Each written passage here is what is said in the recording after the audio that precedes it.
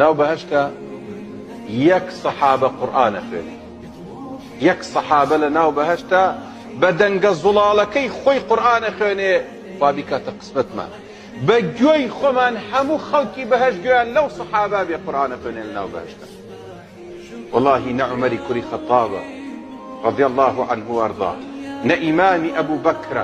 رضي الله عنه وارضاه، نا إمام عثمان كري عفان رضي الله عنه، نا إمام علي، نا أجلاء صحابي ترس،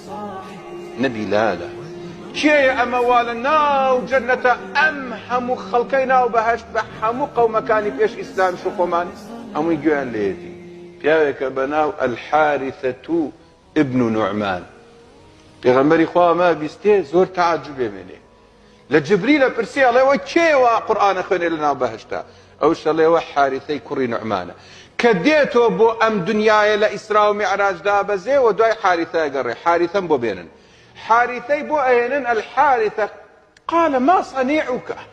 اري تو تشيت كردوا والنا وبهشتا تو امهم قرآن لنا وبهشتا بو خلقا خويني فرمو يا رسول الله دايكم كور ونابناية، دايكم قور عمرو كفيفة، دايكم شلل مقعدة، همو روجي باوسي فيكم، همو روجي بدستي خوم دايكم أشوم، همو روجي بدستي خوم باكيكم، كالبالي جوان أكما بري، برشي بو شاناكم قردي لكاني بو أبسم بكردي خومان. دانشم لقليا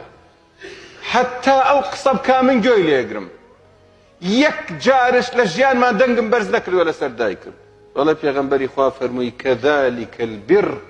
كذلك البر كذلك البر